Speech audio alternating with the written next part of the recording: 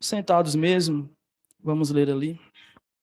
Porque eu bem sei os pensamentos que tenho a vosso respeito, diz o Senhor. Pensamentos de paz e não de mal, para vos dar o fim que esperais. Uau! Que palavra maravilhosa, irmãos. Nós poderíamos ler esse verso aqui e poderíamos ir para casa, né? E já estaríamos cheios, né? Depois de um louvor abençoado, cheio da presença, como foi até aqui, recebemos um versículo tão forte como esse. Então a gente fica realmente fortalecido. Irmãos, eu quero pregar hoje sobre um tema que a gente escuta e que a gente fala bastante, né? Eu não sei se vocês já foram evangelizados assim, né? Quando nós não éramos ainda cristãos, sempre vinha um crente, né? E falava assim: "Ah, Deus te ama. Ele tem um plano na sua vida. Ele te ama, ele tem um plano na sua vida." E se você nunca ouviu essa frase sendo ministrada para você, certamente você já falou para umas 10 pessoas. Deus tem um plano na sua vida.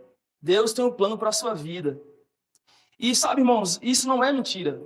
Isso é uma grande verdade. Às vezes a gente não consegue mensurar o peso dessa palavra, o quanto que ela representa e o quanto que ela é verdade para nós. Mas, de fato, ele tem um plano para a nossa vida. E como é que nós sabemos disso, né? Você sabia que o plano de salvação que você e eu, nós participamos, foi o plano de Deus? Incrível, né, irmãos? Eu vou parar para poder te pensar, porque parece tão óbvio, né? É tão óbvio, né, irmãos, falar assim, o plano de salvação foi elaborado por Deus. Porque a gente sempre tem em mente que Deus é esse Deus santo, forte e tão justo que ele está em seu trono segurando para não destruir a terra dada a sua queda tão profunda. Mas quando você para pensar que Deus, ele elaborou um plano, e esse plano que ele elaborou foi para salvar justamente aqueles que deveria causar nele uma repulsa gigante. Então a gente fica nesse impasse, porque nós olhamos para um Deus que é tão santo que nós não podemos entrar em sua presença de qualquer forma, que ele pode nos destruir, como diz Isaías: estou perecendo, estou morrendo na sua presença, porque tu és tão santo e eu sou tão impuro. E esse Deus tão santo, tão poderoso, tão grande e tão justo, essa é a palavra mais forte de todas, porque ele é tão justo, ele consegue arquitetar um plano para nos salvar. Sabe, a gente sempre recebe esse amor tão lindo de Jesus para nós, porque ele se entregou na cruz do Calvário.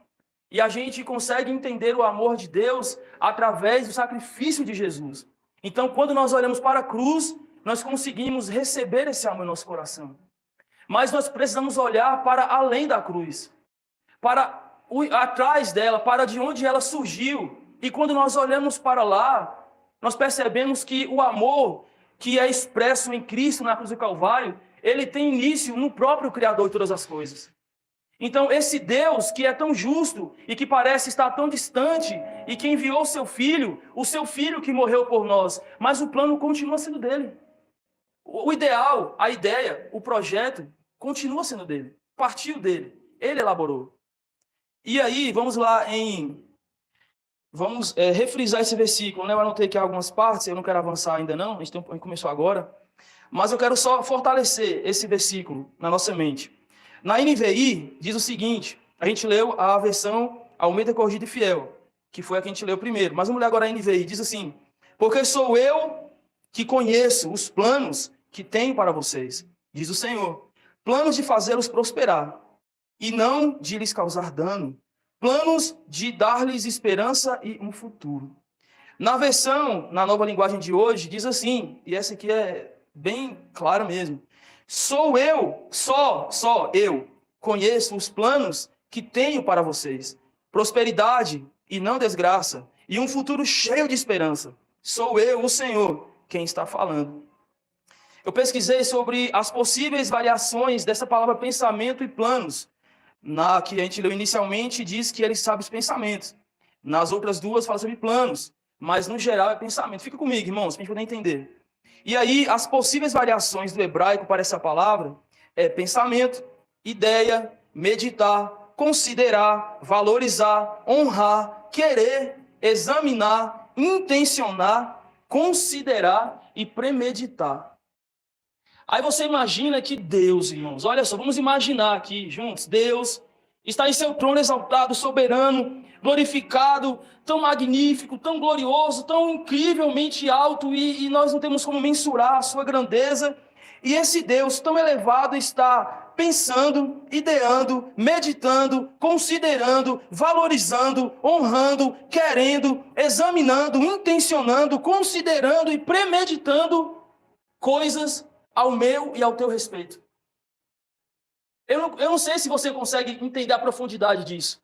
Porque isso para mim é espetacular. Imaginar, irmãos, que, sabe, nem o nosso pai terreno, com todo o seu amor, cuidado, um pai mais espetacular na terra, vai conseguir ser tão intenso na dedicação com um filho quanto ele está esboçando aqui nesse versículo.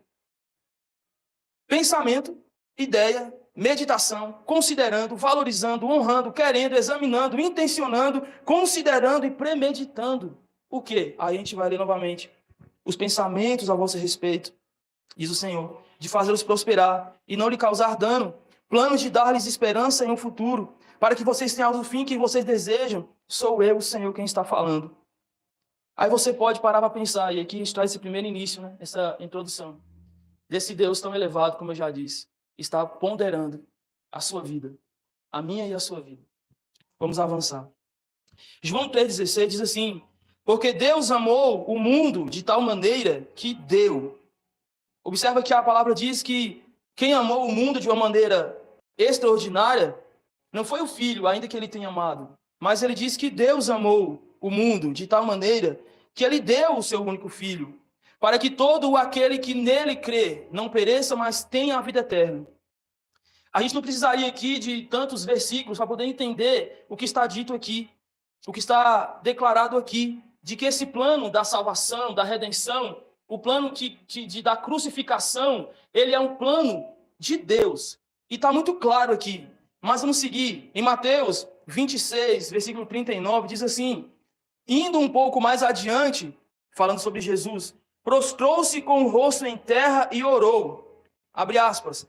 Meu Pai, se for possível, afasta de mim esse cálice. Contudo, não seja feita como eu quero, mas sim como tu queres.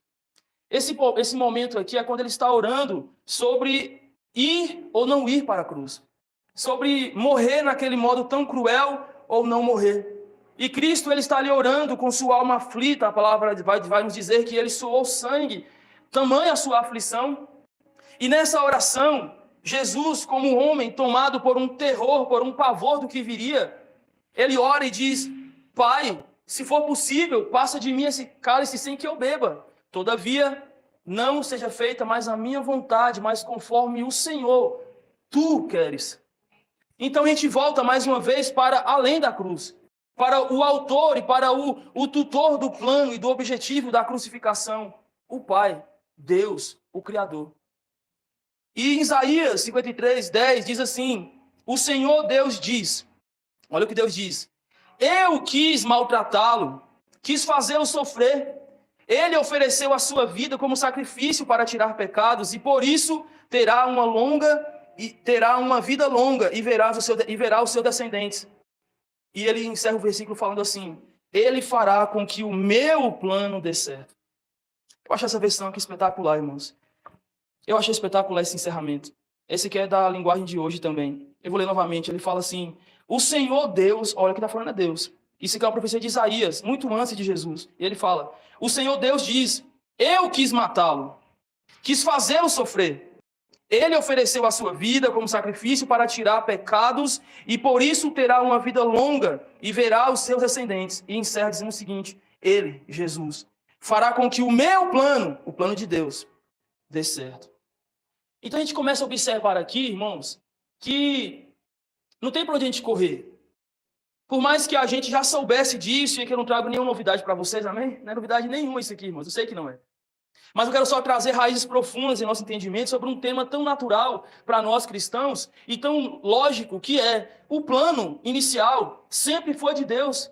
O amor que nós vemos na cruz do Calvário, tão nitidamente esboçado ali, tão claramente visto em Jesus, em todo o seu sofrimento, em toda a sua entrega, em toda a sua rendição, ele tem início, esse amor tão incrível e tão surpreendente, ele tem início no Pai, em Deus, no Criador de todas as coisas, no Arquiteto de todas as coisas.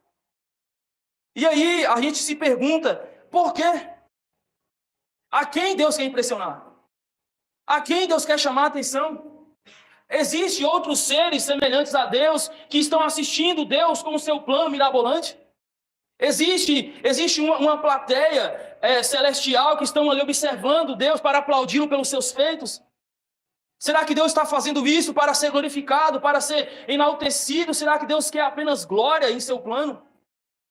Ou será que Deus quer nos mostrar e quer nos revelar o seu amor por nós? O quanto que Ele nos ama e a intensidade desse amor. Eu fiquei impressionado com as canções que Mariana cantou. Essa foi uma sequência, uma escadinha. E ela encerra falando justamente sobre o amor de Deus. Ela estava cantando aqui, eu imaginando, né? Ela falando. E se eu passar pelo vale? E eu falando assim, tem dias que a gente está no vale. Você olha para um lado, problema. Olha para o outro, problema. Para trás, nem pensar. É para frente mesmo. É um beco apertado. E ele fala, se eu passar pelo vale, a tua mão vai estar ali, o seu braço vai estar ali. E eu, às vezes, eu vou me recair nos seus braços. Eu vou estar cansado, fadigado, exausto, e eu vou apenas recair em seus braços. E eu sei que nesses braços eu encontro descanso. E ela vai lá e parte para outra sessão. Eu trabalhei tanto, eu me desgastei tanto, eu fiz tantas coisas, eu me desgastei tanto por coisas vãs, cuidando de coisas que não eram minhas, que não eram para mim. Mas quando eu descobri, quando eu voltei para casa, quando eu me assentei na tua mesa, quando eu olhei para a minha família, eu percebi que esse era o meu lugar. Eu percebi que toda a minha aflição lá fora é muito pequena se comparado com estar na tua mesa. Eu percebi que toda a minha aflição do vale, toda a minha dor pelo processo, quando eu estou assentado na tua mesa, eu sou curado. Quando eu estou sentado na sua mesa, quando eu percebo que eu carrego o teu nome, eu me sinto bem, eu me sinto convidado à mesa, eu me sinto participante dessa mesa, eu me sinto honrado, eu me sinto dignificado. Porque o Senhor, um Deus santo, poderoso, exaltado, glorificado, escolheu me amar tanto, tanto, tanto, tanto, e eu não posso explicar esse amor. Eu não posso explicar que amor é esse que se importa não com o mundo, mas que se importa comigo, irmãos. E esse é o ponto.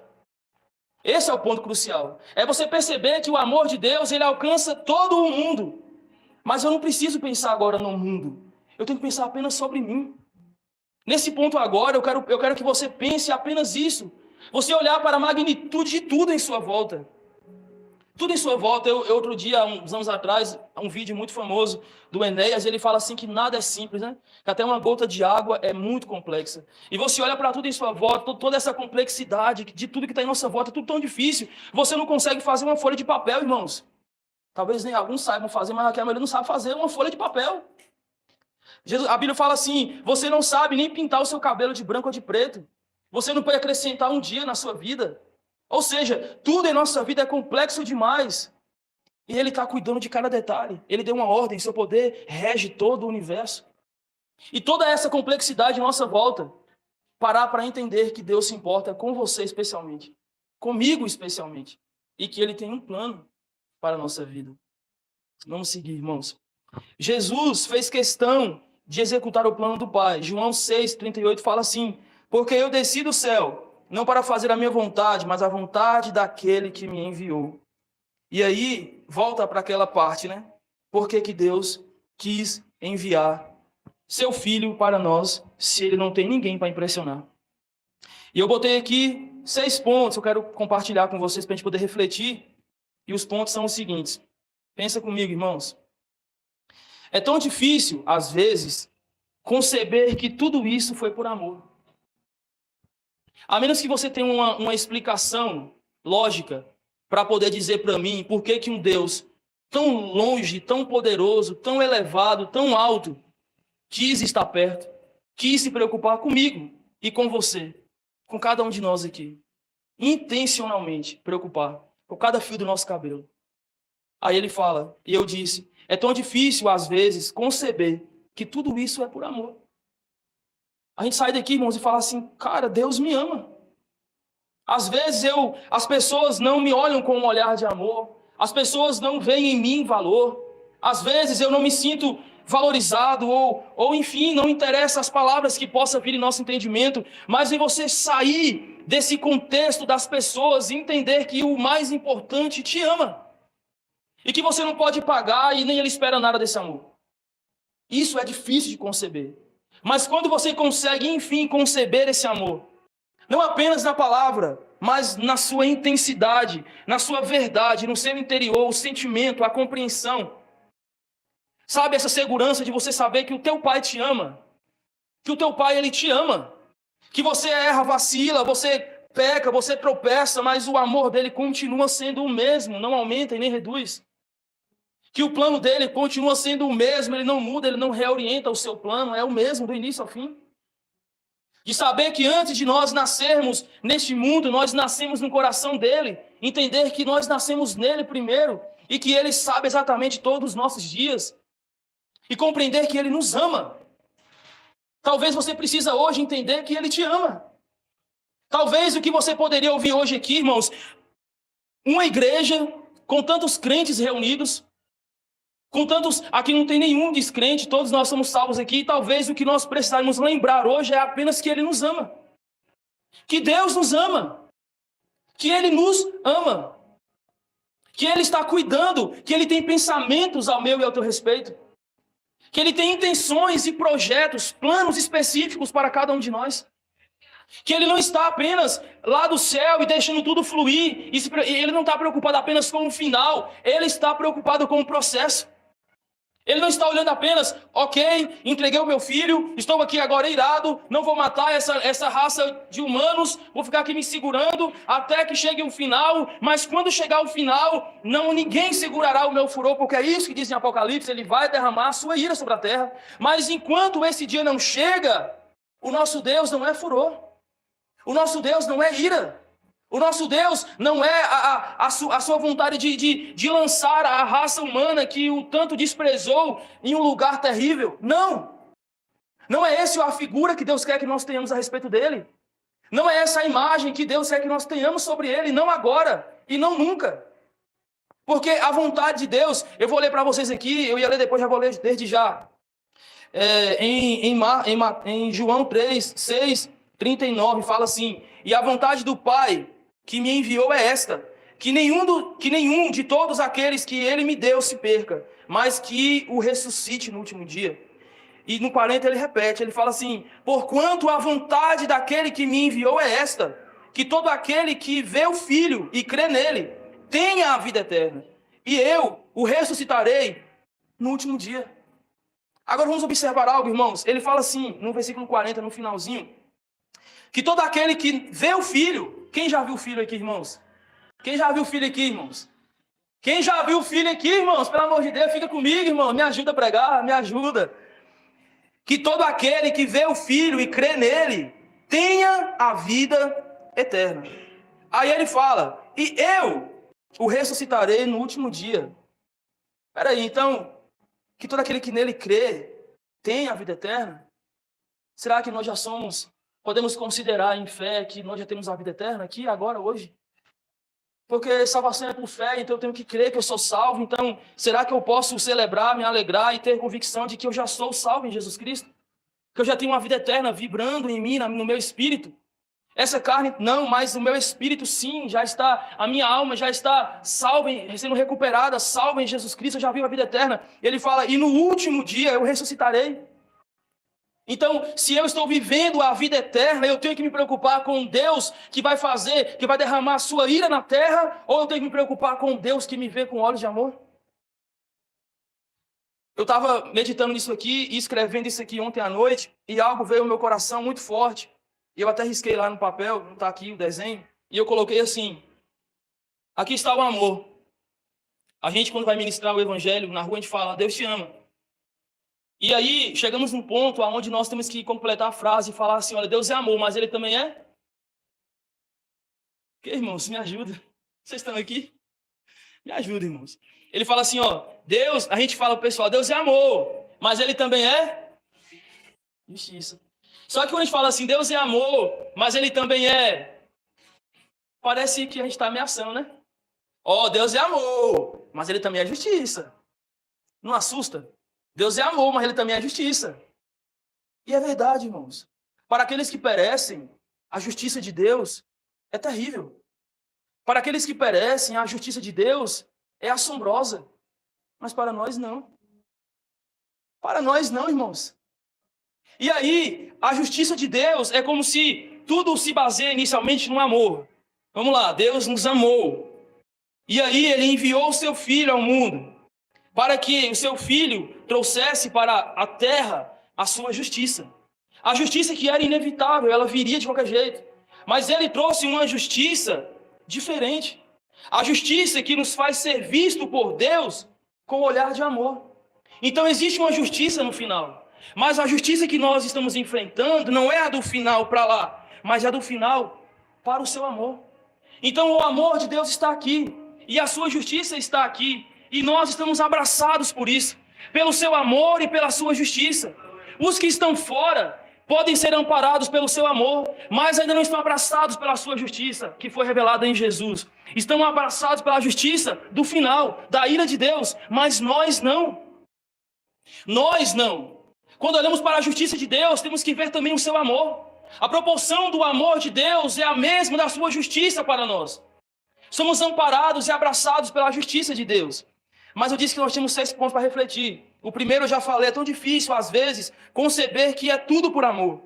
O ponto 2 é o seguinte: Deus não é o nosso servo, mas serviu o seu Filho como sacrifício.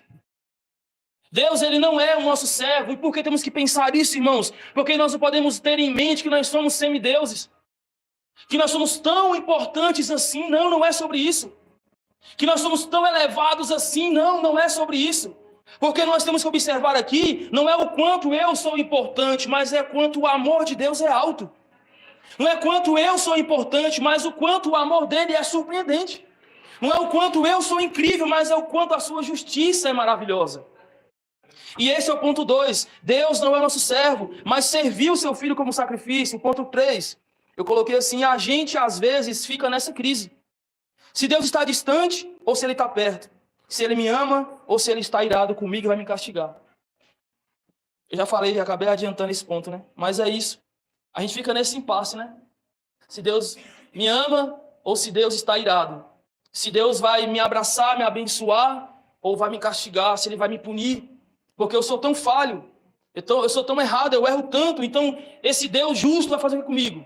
Quando eu entendo que a justiça de Deus, para mim hoje, estando amparado pelo amor e a justiça de Cristo, não é uma justiça que vai me fazer ferir, mas que vai me ensinar. Então eu consigo ver Deus com um olhar de amor. Ponto 4.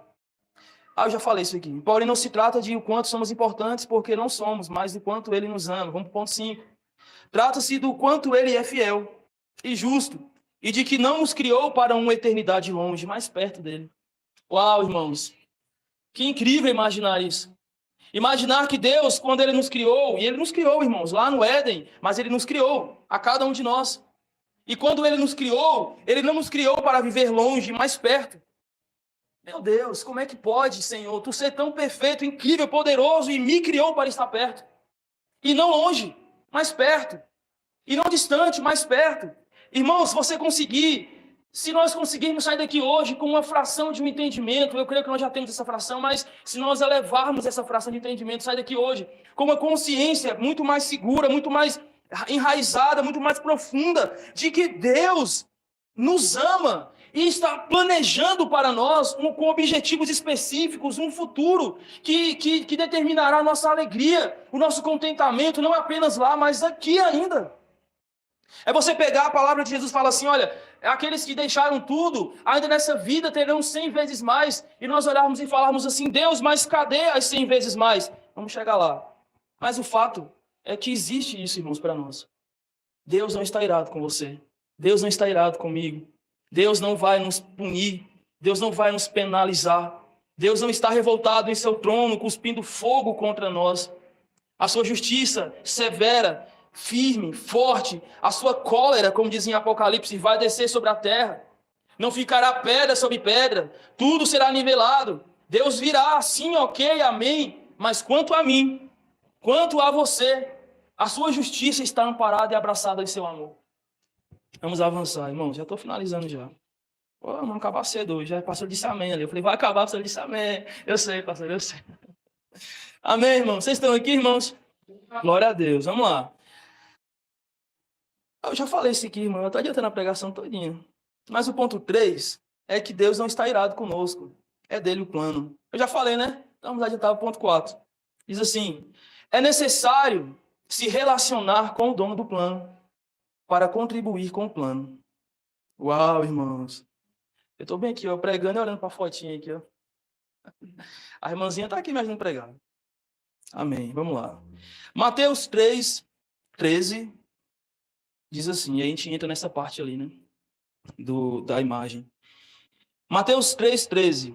Então veio Jesus da Galileia ter com João junto do Jordão, para ser batizado por ele. Mas João opunha-se, lhe dizendo, eu careço de ser batizado por ti, e vem tu a mim? Jesus, porém, respondendo, disse-lhe, deixa por agora, porque assim nos convém cumprir toda a justiça. Justiça maravilhosa, irmãos. Então ele o permitiu. E sendo Jesus batizado, saiu logo da água. E eis que se lhe abriram os céus, e viu o Espírito de Deus descendo como pomba e vindo sobre ele. Escuta isso, irmãos. E eis que uma voz do céu dizia, este é o meu filho amado, em quem me comprazo, em quem está o meu prazer, em quem eu me satisfaço. Oh, Deus. Aleluia, irmãos. Essa é a palavra de Deus, irmãos. E ela é incrível, ela é apaixonante. A gente pode vibrar com a palavra de Deus, irmãos. Quando a gente começa a ler assim, realmente pedindo a Deus direção, a gente vibra com a palavra porque ela é tão viva e tão eficaz. A gente lê um verso como esse aqui e fica impressionado. Mas ele diz, e eis que uma voz dos céus dizia, este é o meu filho amado em quem me comprazo. Vamos por ponto, a gente tem alguns minutinhos ali ainda. Diz assim, irmãos, no primeiro ponto, fala que Jesus foi até o Jordão. E diz claramente que ele foi para ser batizado. Jesus, ele se desloca da onde ele estava, acho que era na Galileia, e ele vai para o Rio Jordão, e ele vai especificamente para ser batizado por João. Quando chega lá, João fala assim, oxe, eu deveria ser batizado por você, você que vem até a mim? E ele fala assim, não, mas convém que seja feito assim para que se cumpra toda a justiça. João Batista concorda com Jesus e fala, então tá bom, vamos lá. O plano não é meu, o plano é seu. Então, o que você disser que tem que ser feito, faremos. E logo após ser batizado, o céu se abre. Uma pomba desce em forma corpórea, todos podiam ver. E a voz do céu brada, este é meu filho amado, em quem me comprazo, nele está o meu prazer. Jesus, ele foi para o Jordão. Ele foi cumprir o plano do Senhor. E a pergunta, irmãos, que a gente pode fazer nesse primeiro ponto aqui é, o que é que você e eu está fazendo para cumprir o plano do Senhor? Sabemos que ele nos ama. Já falamos sobre isso aqui, ficou bem claro. Vimos que ele tinha um plano. O plano de Deus não era matar Jesus só por matar. Ele tinha um plano de matá-lo, de feri-lo, de moê-lo por um objetivo, e esse objetivo termina em quem? Em quem, irmão? Em nós, amém? Obrigado, Senhor. Então, para chegar em nós, ele matou o seu filho. O seu plano encerra no seu filho, na morte da cruz? Não. O seu plano encerra lá no final, como Jesus falou. A vontade do meu Pai é que eu salve todos os que me veem, e eles receberão vida eterna, e no final eu os ressuscitarei. Só que nesse meio tempo, o plano já parou? O plano segue para cada um de nós. E Jeremias fala, está escrito, eu sei os planos sobre você, eu sei o que eu penso a teu respeito. Então, nesse momento agora, entre a morte de Jesus e a volta de Jesus, Deus tem planos específicos para mim e para você. Deus tem planos. E aí entra a questão. Deus tinha planos com Jesus, o nosso exemplo. E eu peguei essa parte dos planos dele. Ele fala, olha, é necessário que seja feito assim. Precisa ser feito assim. Por mais que deveria ser eu a te batizar, João, é necessário que seja feito assim. E a pergunta que eu faço para mim e para vocês hoje é, o que é que nós temos feito para colaborar com o plano de Deus em nossas vidas? Porque não basta apenas você e eu sairmos aqui hoje, irmãos, e falar assim, uau, Deus tem um plano para a minha vida. Mas e aí? E depois? No último PV Homens, acho que foi no último, o evangelista Yuri pregou aqui sobre nós, eu não vou me lembrar exatamente das palavras, mas sobre nós pegarmos as promessas, executarmos as promessas. Deus nos dá promessas, Ele nos dá um destino, Ele nos dá um alvo, um foco, mas nós precisamos caminhar em direção disso. Se nós ficarmos, a palavra fala assim, o preguiçoso vai ter conta com a formiga. Eu preciso trabalhar pelo que Ele me sinalizou. Se Ele dá uma profecia para mim e para você, eu não tenho que ficar com o meu braço cruzado esperando acontecer, eu tenho que fazer por onde acontecer. E eis a pergunta, o que é que eu e você tem feito para poder cumprir com o plano do Senhor? E aí você pode perguntar, tá, mas qual é o plano? Bora seguir para frente. E aí o segundo ponto, irmãos, é que quando Jesus chega e fala assim, eu vim ser batizado por você, João. Ele fala assim, não, mas na verdade deveria ser o contrário. Porque deveria o Senhor, que é maior do que eu, o Senhor, que é aquele que tem o plano sobre si, me batizar. Interessante que antes de Jesus chegar, se você voltar um pouco na história, João está descendo a ripa no povo. A palavra fala que chegou ali uns fariseus e uns saduceus, parece. E aí ele chega lá e fala assim, raça de víboras, quem lhes ensinou a fugir da ira vindoura? Vocês vão dizer, mas eu sou filho de Abraão. Ele fala, se Deus quiser, Ele pode fazer das pedras filhos de Abraão. Não se vistam de honra ou de glória em nome de Deus, vocês estão perdidos. Então ele está ali trazendo ali uma palavra dura, justamente a quem? Aqueles que eram mestres da lei. De repente chega quem? Um mestre da lei. Quando Jesus chega ali, irmãos, nós sabemos que ele era o Filho de Deus. João Batista sabia que ele era o Filho de Deus, mas todo o resto ali sabia que o quê? Ele era um dos que era raça de víbora. Porque a pregação ali não era para Jesus, mas quem estava ali ouvindo aquela pregação, quando ele chega e fala assim, vocês aí, fariseus e saduceus, vocês que acham que são os donos da lei, raça de víboras. De repente chega um que também é um mestre, que também é um que ensina. As pessoas que estão ali não sabem ainda a diferença entre um e outro. O ministério de Jesus ainda está começando, não era famoso, ninguém sabia que ele era o Messias. E ele fala assim, ok, eu vim me batizar por você. Eu, um dos que estão aqui, porém diferente, ok, mas um desses aqui que você acabou de falar que era raça de víbora, eu me submeto aqui. E a pergunta que eu faço agora nesse ponto é, até que ponto nós estamos nos submetendo a humilhações, a enfrentamentos, a decepções em nome do Senhor? Ou será que nós estamos prontos para revidar? Prontos para ir com tudo? Prontos para, sei lá. E isso revela o nosso coração, irmãos, que necessita ser transformado pelo Senhor. Isso revela o nosso coração que necessita de uma contínua mudança pelo Espírito Santo. Porque, ok, Jesus ele era Deus, ele sabia o plano do Pai. Nós temos que saber, amém? Mas ele já sabia. E ali ele se submete. E nós temos que aprender com Jesus a nos submeter. Se tomarem a tua túnica, deles também a tua capa. Se deres um tapa na tua face esquerda, ofereça-lhe a direita. Se obrigarem a andar 1 milha, ande com eles 2. Estamos prontos, irmãos, para poder submeter a nossa vontade, muitas vezes a nossa ira, que às vezes é tão aflorada, submeter à vontade do Espírito Santo em nosso interior. Será que nós estamos prontos mesmo para poder dizer, Senhor, eu estou pronto para o seu plano. Eu estou pronto para cumprir o seu plano. Vamos avançar. João Batista quis persuadi-lo. E aí eis a pergunta também. Quem ou o que está tentando te fazer parar? Quem ou o que está tentando te fazer parar no plano? Não fluir no plano? Não deixar o plano acontecer na tua vida e na minha vida. Aqui está João Batista, aquele que veio para reparar o caminho do Senhor, ungido de Deus, um homem incrível, um homem que a Bíblia faz questão de honrar e dizer que antes dele não havia nenhum que fosse maior do que ele. Olha essa palavra. O próprio Cristo dizer isso, que antes dele não houve ninguém tão grande como o próprio João Batista. Mas este homem aqui quis persuadi-lo a não cumprir o plano. Foi por maldade? Não. Foi porque ele quis que o plano fosse encerrado? Não. Mas sem entendimento, ele tentou persuadi-lo a parar o plano, a não cumprir aquele plano específico. E a pergunta que resta para mim e para você é, o que ou quem está, com intenção ou sem intenção, tentando parar o plano na tua vida e na minha vida? Será que são coisas? Será que são pessoas? Será que são objetivos extraordinários, grandíssimos demais? Será que são o quê? Eu poderia sugerir aqui 1000 coisas, mas eu não sei a tua realidade. Então, o que é, irmãos? Eu estou vivendo agora um tempo de realizações, de construções, de realmente investir, de dedicar tempo, atenção, de acordar e dormir pensando em coisas da terra. E o tempo todo eu digo para mim mesmo, foca aqui, planeje aqui, plante aqui, mas olhe para o céu. O tempo todo eu estou aqui planejando, mas eu fico, Ralf, olha para o céu. Olhe para onde vem o teu socorro. Olhe para as coisas do alto. Busque primeiramente as coisas de Deus. Eu me vejo muitas vezes perdido em tantas coisas deste mundo, buscando tantas coisas neste mundo.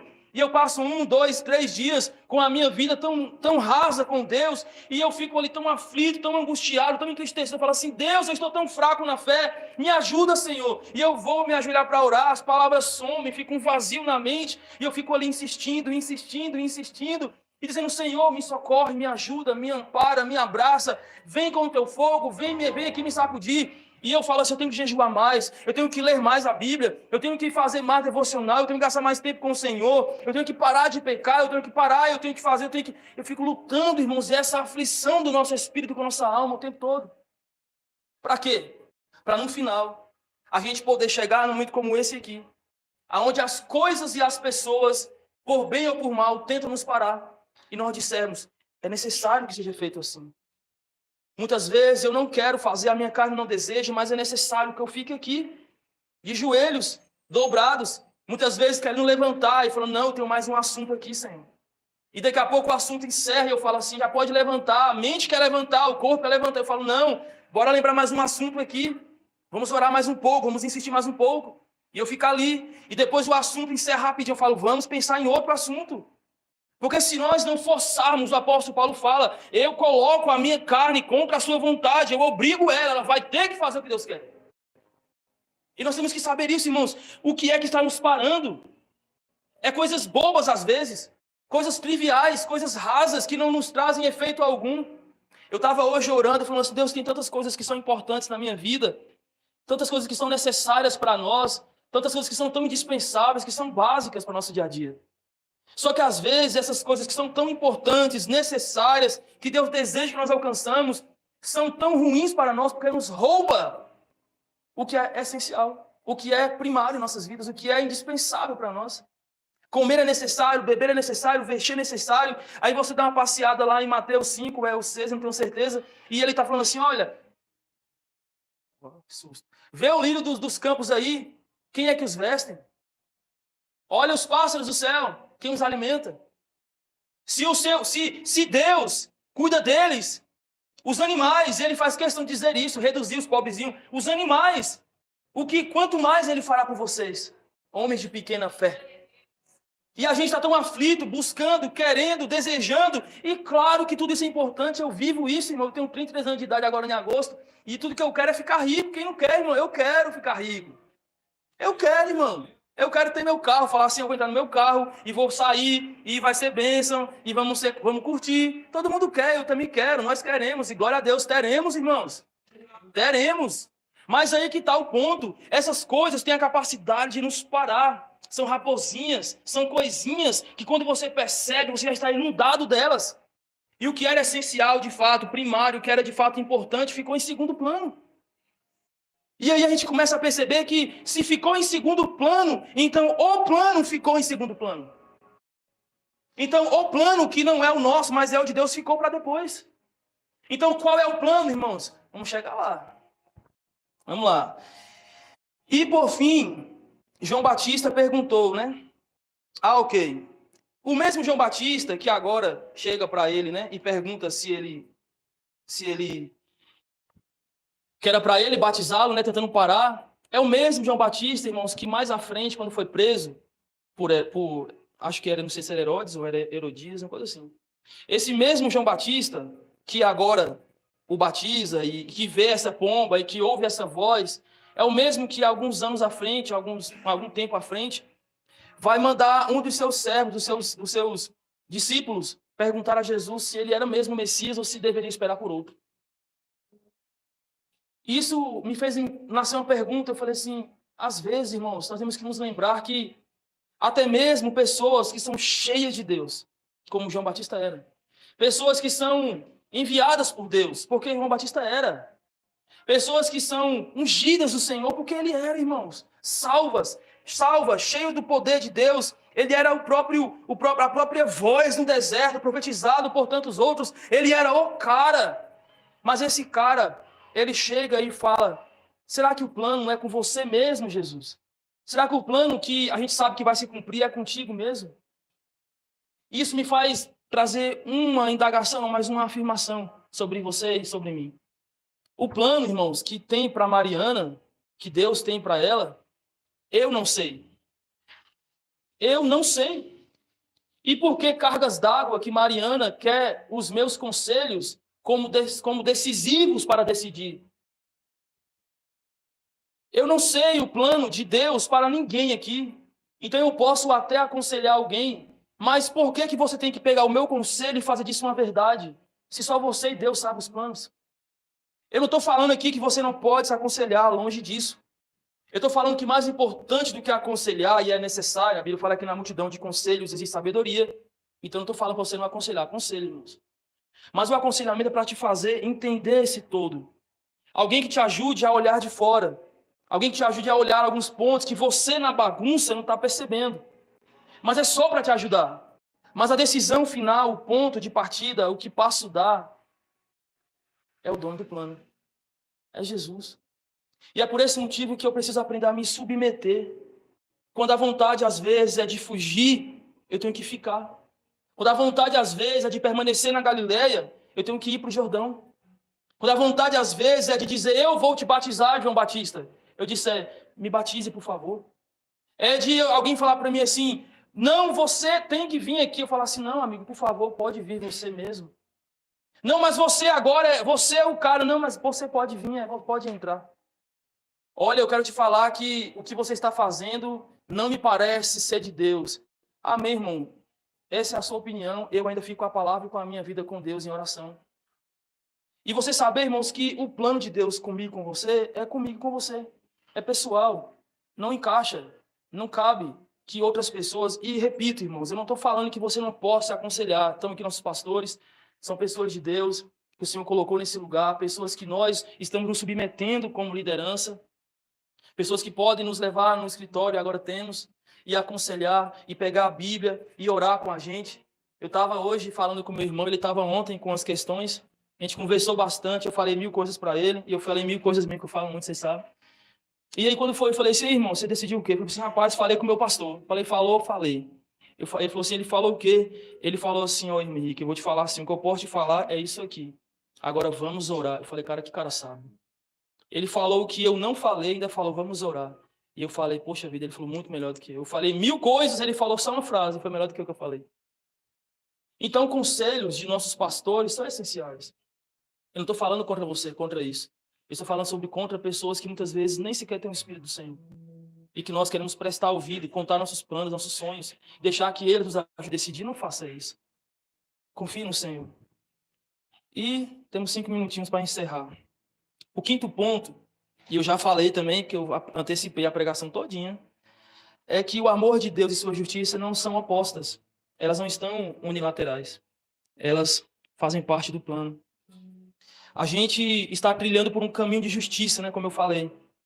E Deus está viabilizando esse processo. Que hoje, irmãos, nós possamos sair daqui com uma consciência muito nítida. Nós estamos caminhando sobre um caminho de amor e de justiça. De amor e de justiça. Deus é amor e Ele é justiça. A justiça de Deus, ela não me condena, ela me ampara. Como o pastor pregou aqui no domingo, tem até o post lá no Instagram, Ele enviou o Cordeiro.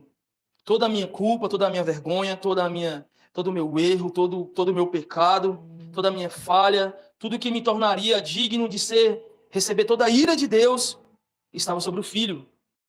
E toda a justiça do Filho, toda a santidade, todos os bons olhos que o Pai tem sobre o Filho, o Pai hoje tem sobre nós. Toda a boa vontade, todo o amor, todo o amparo, toda a segurança, toda a firmeza, todo o olhar de ternura, todo o abraço, todo o balançar, como Mariana cantou, estamos em seus braços, todo o zelo de um pai está em Deus sobre mim, sobre você. Então, Deus não é um Deus irado, fulminando o fogo com seus olhos, esperando o dia do juízo. Não, Ele é um Pai presente, Ele é um Pai amável, Ele nos recebeu, Ele nos amparou e Ele está preparando o caminho que nós estamos trilhando, porque Ele tem pensamentos magníficos sobre nossas vidas. Ele tem pensamentos perfeitos sobre nós e nós precisamos alinhar. E aí eu disse, qual é o plano? Irmãos, eu não sei qual é o plano. Eu tenho que buscar de Deus o meu plano. Eu tenho que entender do Senhor o meu plano. E como é que eu faço isso? Buscando sempre orar ao Senhor. Deus, eu não sei como orar, me ajude a orar certo.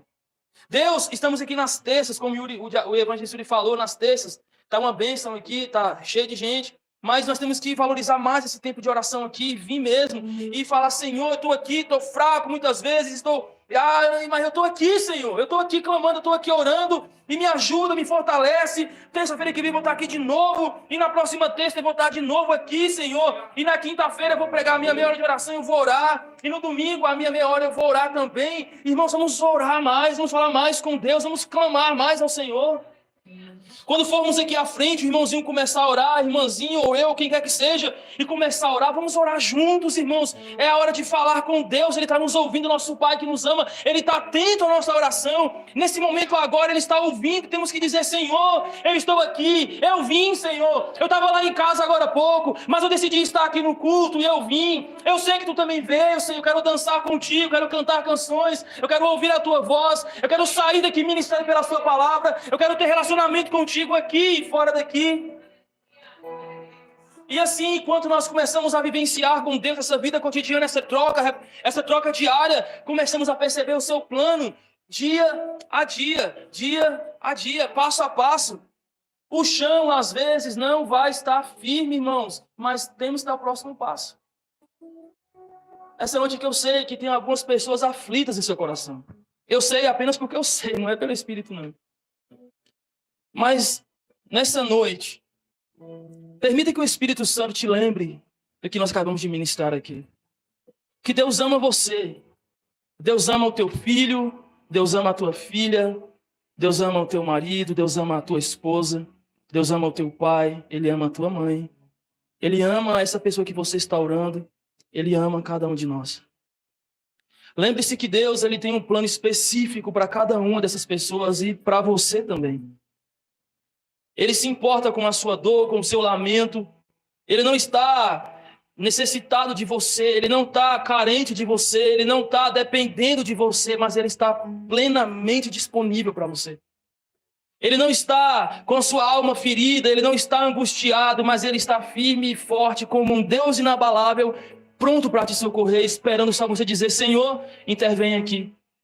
Ele está esperando você dizer assim, Senhor, eu sei que existe um tempo e muitas vezes esse tempo ele é natural, mas eu sei que mesmo na naturalidade do tempo o Senhor está agindo e me dá um coração que confia em Ti. Um coração que entende que dia a dia, passo a passo, eu vou olhar e não haverá chão, mas eu olharei para cima e vou dar o próximo passo. Porque o Senhor está cuidando de mim, Senhor. Eu quero encerrar só com o Romanos 8:32, que fala assim, aquele que nem mesmo o seu próprio filho poupou, antes o entregou por todos nós. Como não dará também com ele todas as coisas? Quem tentará acusação contra os escolhidos de Deus? É Deus quem justifica. Quem é que condena? Pois é Cristo que morreu. Ou antes, quem também ressuscitou dentre os mortos, o qual está à direita de Deus e também intercede por nós. Quem nos separará do amor de Cristo? A tribulação ou a angústia? Ou a perseguição, ou a fome, ou a nudez, ou o perigo, ou a espada? Como está escrito, por amor de ti somos entregues à morte todo dia. Somos reputados como ovelhas para o matadouro. Mas em todas essas coisas, em cada uma dessas coisas, em todas elas, sem exceção de nenhuma das aflições deste mundo, todas essas coisas, somos mais do que vencedores. Por aquele que nos amou, somos mais que vencedores sobre todas as coisas, por aquele que nos amou.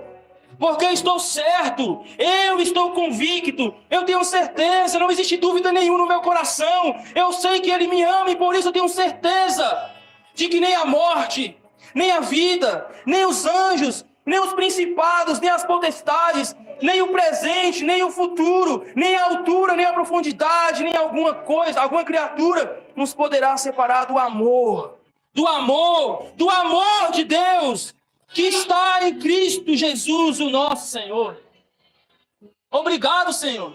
Fique de pé para a gente encerrar.